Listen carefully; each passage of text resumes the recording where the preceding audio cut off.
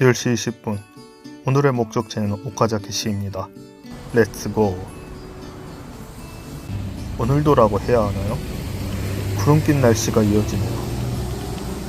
장마철이 맞긴 맞나 봅니다. 지금 당장 비가 안 와서 정말 다행입니다.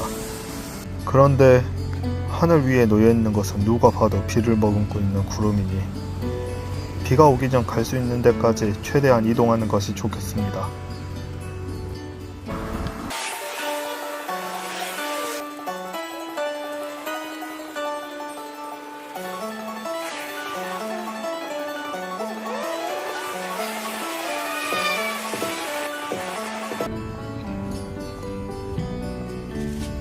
아, 비가 오네요. 점심 겸 비를 피해야겠군요. 나 저기 왼쪽 가야 되는데. 여기 근처 가장 가까운 식당은 저 철도 건너 맥도날드군요.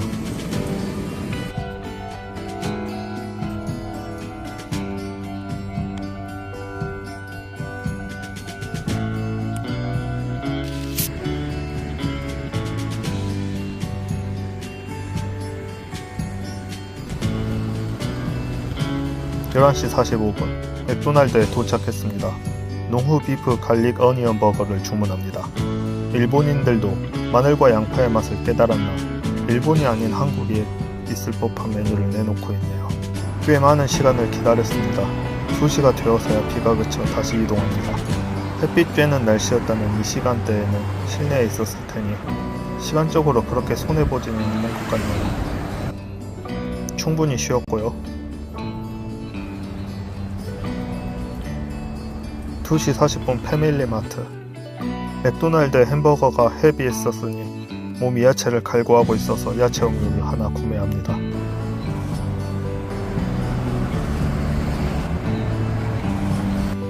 여기서 한화를 만나네요. 글로벌 에너지 산업 한화 반잔.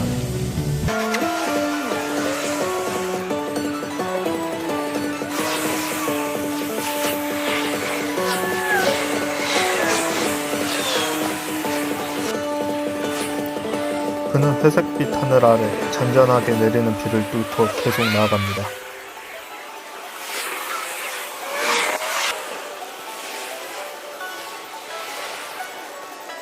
간판이 보입니다. 오카자키시라는 명칭의 간판. 3시 55분 오카자키시에 진입합니다.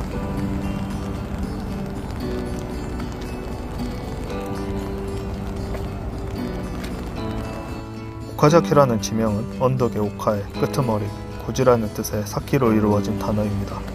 도유카와 같은 평야 위에 살짝 튀어나온 곳이기에 붙여진 이름이죠.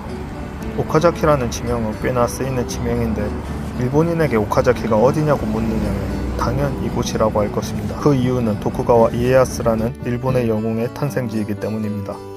도쿠가와 이에야스는 일본의 에도 시대를 연 인물, 한국으로 치면 조선시대를 연 이성계라고 볼 수 있겠습니다.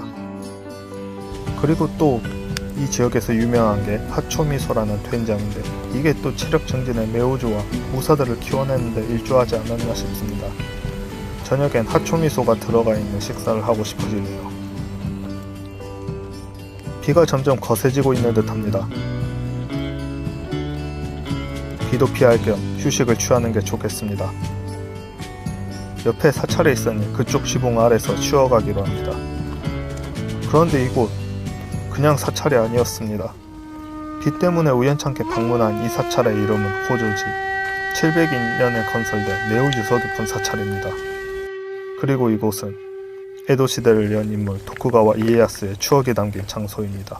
그는 어린 시절 잠깐을 제외하고 성인이 되기 전까지 줄곧 인질 생활을 해왔습니다. 이곳 호조지는 어린 시절에 도쿠가와 이에야스가 글을 배우며 어린 시절 몇 없는 행복한 기억을 쌓았던 요람이었습니다. 도쿠가와가 어린 시절 사용했던 책상도 이곳에 보존되어 있습니다.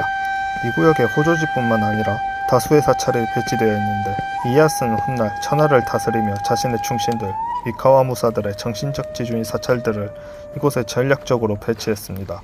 호조지와 직고인 같은 수많은 절은 무사들에게는 안식처였지만 전략가 이에야스에게는 성을 지키는 견고한 방패이기도 했습니다.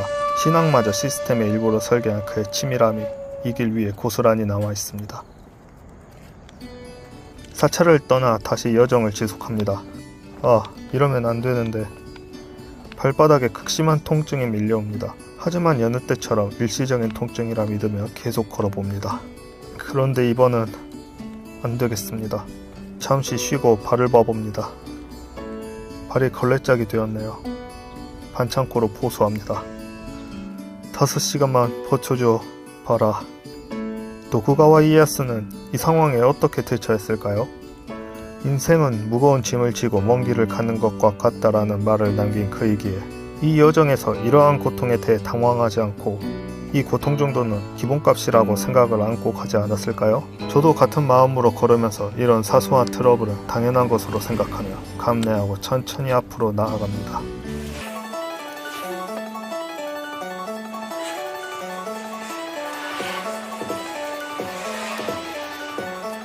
5시 15분 세븐에서 디저트 한 사발을 갈기고 갑니다.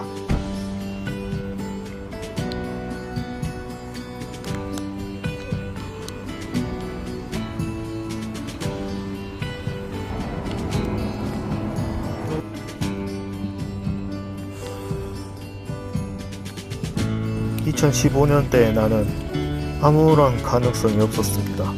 나이적으로는 지금보다 훨씬 젊기에 시간적으로는 많은 가능성이 있었지만 에너지는 하나도 없었습니다. 삶의 희망, 미래에 대한 기대, 이런 개념은 갓 청년이 된 저와는 맞지 않았습니다. 그 시간을 그냥 휴학하고 배달 알바 뛰고 남은 시간 집에서 롤한 게 전부였습니다. 10년 후인 지금 시간은 많이 흘러버렸지만 훨씬 가능성이 충만합니다. 가능성이나 희망은 자신의 에너지를 나이보다 더 중요하게 따지니까요. 에너지가 없다면 여기에 아무리 많은 시간을 곱해도 결과는 뻔합니다. 황금 같은 시간을 그냥 흘러보내 과거의 저를 원망했던 많은 시간들이 있었습니다. 하지만 지금 생각해보면 때는 그럴 수밖에 없지 않았나 생각합니다. 제가 이렇게 희망을 품고 에너지를 가지며 강한 척을 하고 싶은 것은 과거를 되풀이하지 않고 싶어한 게 가장 큰 동기일 테니까요. 그렇다고 해도 아쉽긴 아쉽습니다. 매우 아쉽습니다. 충분히 많은 걸음을 내디딜 수 있는 시간이 있었지만 그러지 못했던 과거의 나. 그 해목까지 함께 여정에 한 걸음을 내딛습니다. 인생은 무거운 짐을 지고 먼 길을 가는 것과 같다. 도쿠가와 이에야스의 말을 품으며 저는 과거의 짐까지 지며 앞으로 나아갑니다.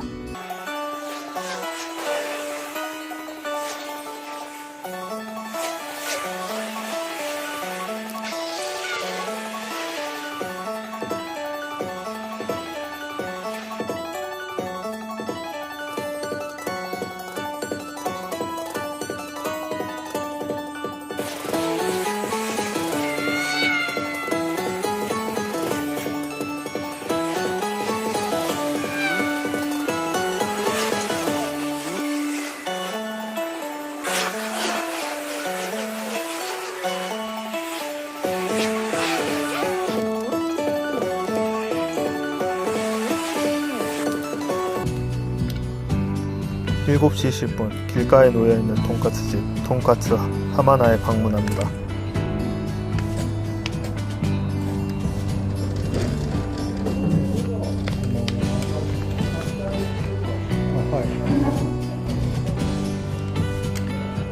된장 로스카츠가 눈에 띕니다. 이쪽 지역이 된장으로 유명하기도 하니 된장 로스카츠를 주문합니다. 검은 된장 소스를 보니 이거 분명 하초미소 아닙니까? 오카자키의 검은 보석 하초미소를 베이스로 한 소스가 돈까스의 중후함을 한층 더 두껍게 만듭니다.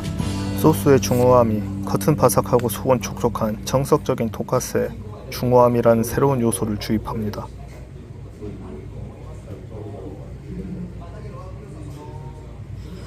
제가 먹어본 돈까스 중 최고라고 해도 될 정도네요.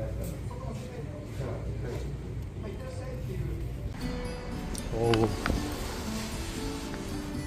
맛있네. 이곳 주인장이 좀 층층거리는 느낌의 아저씨인 것이 마치 지로개 라면집에서 주인장이 갑인 느낌으로 대해줘서 조금 불편했지만 솔직히 돈까스가 너무 맛있어서 언젠가 다시 한번 찾아가고 싶네요.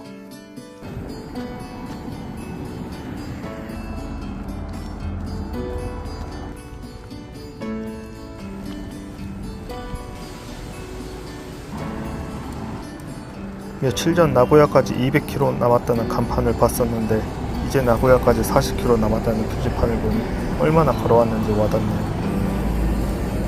왜 많은 사람들은 미래를 꿈꾸기보다 과거를 그리워하는데 에너지를 쓸까요?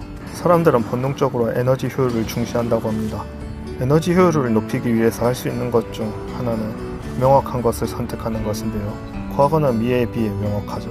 과거는 몸소 겪은 것이니 명확히 존재했고 정보가 남아있어 회상하기도 쉽지만 미래는 겪어본 적 없으니 추상적이고 상상으로 채우기에는 너무 광활하니 지금 당장에는 어떠한 것을 확실히는커녕 얼추 생각한 것만으로도 많은 에너지를 사용하게 됩니다.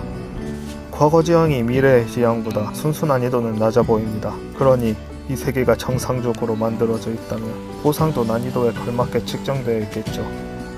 그러니 명확하지도 않는 길을 난이도 높은 길을 나아가는 것이 때되어 재밌을 것 같습니다. 제가 가는 길이요? 사실 이건 그렇게 어렵진 않습니다. 그래도 보이잖아요. 미래가 끝이 있다는 것을. 길어도 2주 안에 끝날 겁니다. 이 여정은. 맞아요.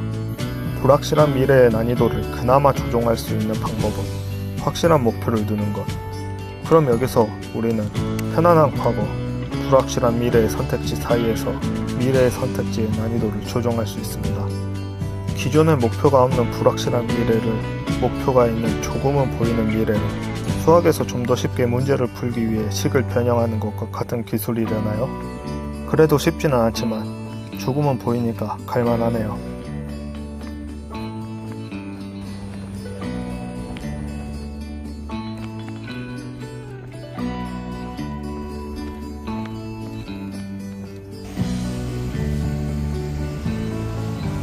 (9시 50분) 오늘의 목적지 오카자키 오아 호텔에 도착했습니다. 돌무더기로 만들어진 비밀 통로를 들어가면 오래된 마법 학교 같은 느낌의 공간이 나옵니다. 오칠된 나무와 정돈된 벽돌, 샹들리에와 조명이 100여 년 전의 고급 학교를 연상케 합니다. 방 안입니다. 노란 벽지를 사용해서 오래된 느낌을 내는 것이 겪지도 않은 그리움을 불러일으키는 것 같군요. 여기에 가구들이 나무인 것도 조화가 좋네요. 비밀기지 같습니다. 오늘의 저는 여기서 잠들겠습니다. 그럼 오늘 하루도 수고하셨습니다. この番組はご覧のスポンサーの提供でお送りします。